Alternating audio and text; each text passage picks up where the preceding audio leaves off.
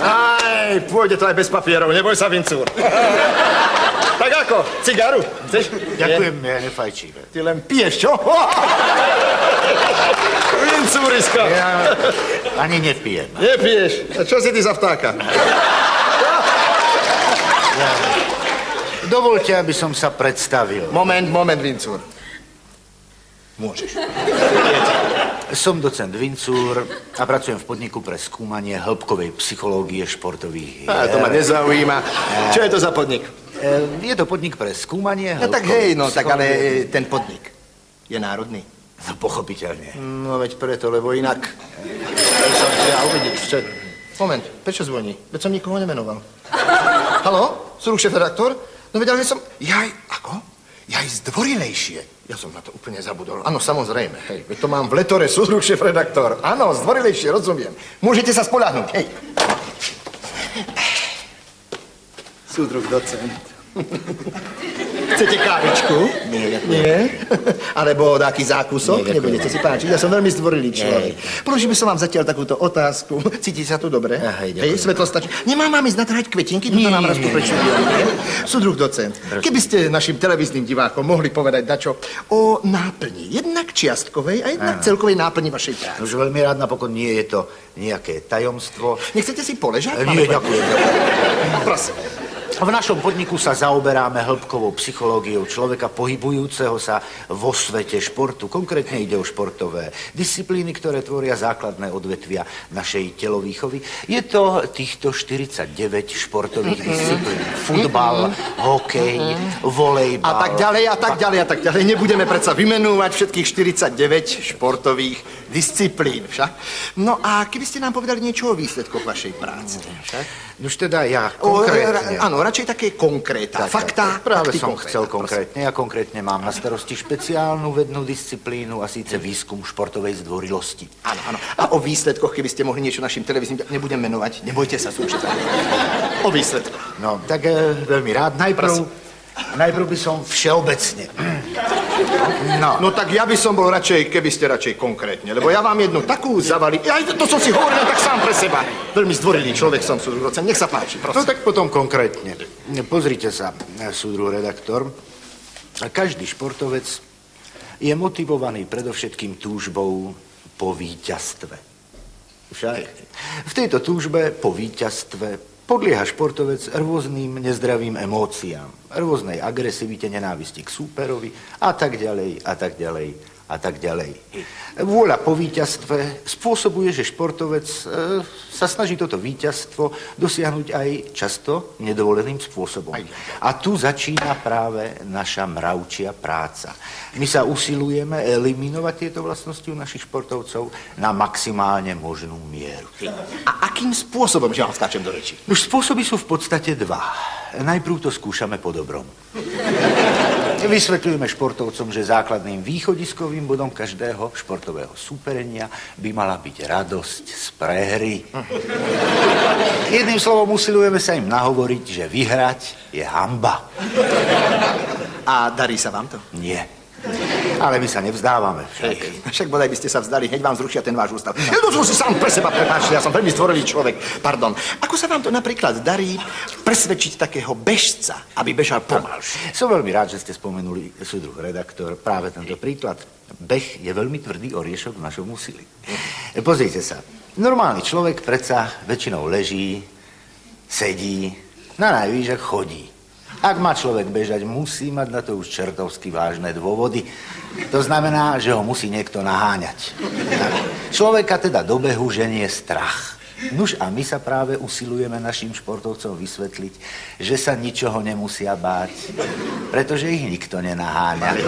Takže nemusia bežať do cieľa ozlom krky, ale môžu pomaly doklusať komótne bez zbytočného pachtenia. Dosiahli sme v tomto úsilí už niekoľko veľmi prenikavých výsledkov. Ak dovolíte, mohol by som konkrétne. Áno, samozrejme. Moment. Môžete, menujte. Tak predovšetkým veľmi talentovaný adept Mikulica.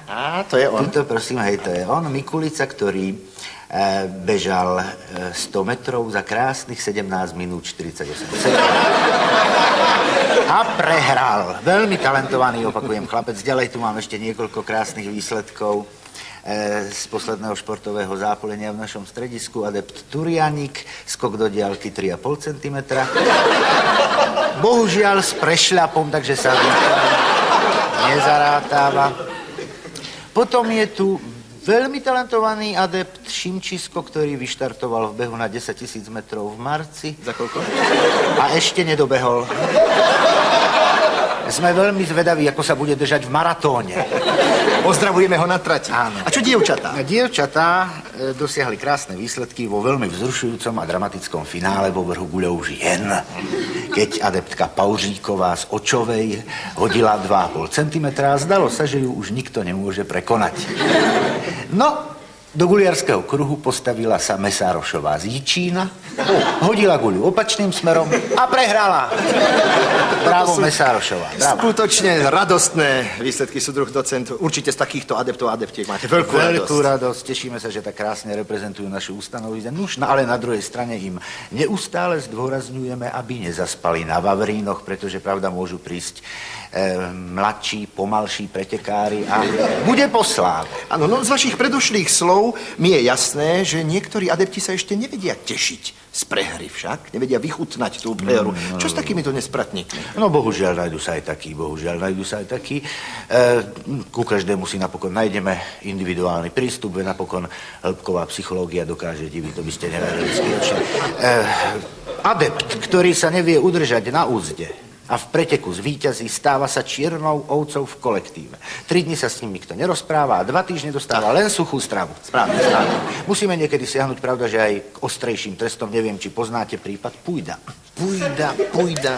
Nie, Pujda sa nezdržal a vyhral v behu na 3000 metrov prekážok. Hneď na to musel celé odpoludnie za trest stáť vo vodnej priekope na jednej nohe, zatiaľ čo ostatní adepti stáli okolo neho a zasypávali ho hanlivými výkrikmi, napríklad fuj, štréber, hamba ti Pujda a tak ďalej. Vari najtvrdší trest stihol adepta Čabu po víťazstve v hode diskom, ktorý musel obehnúť za trest celý štadión 2-krát. Vo fakírkach, samozrejme. Prepáčte, že vám skáčem do reči. Čo sú to fakírky? Fakírky sú špeciálne upravené tretry.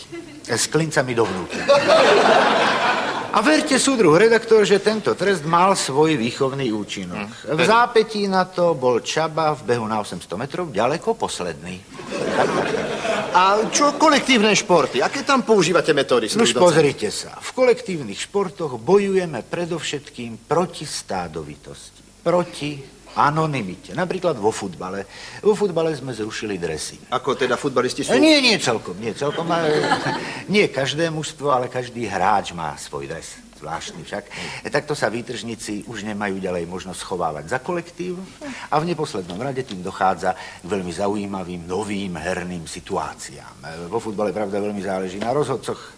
Našťastie nám vychádzajú ústrety. Po seba menšom faule sa musia hráči vyobímať, vyboskávať, spoločne sa odfotografovať. Vymenia si medzi sebou dresy, niektorí aj adresy, ktorí si chcú dopisovať, pravda? Po tvrdších zákrokoch navyše ešte si hráči na znak úcty vymenia medzi sebou trenírky. Ak dá hráč gól do súperovej brány, musí okamžite všetkých na kolenách odprosiť a brankárovi musí kúpiť zmrzlinu. Vlastný gól naproti tomu sa cení veľmi vysoko. My sme tomu kedysi hanlivému pojmu vlastenec vrátili pôvodný, ušľachtilý zmysel. Áno. Ja by som vás, vážený súdruh docent, počúval aj do rána, tak ale ja už naozaj nevládzem. Vážení televízni diváci, dovoľte mi, aby som sa Mesárošová prišla za mnou a povedala, ja by som rada hodila oštepom 2 cm.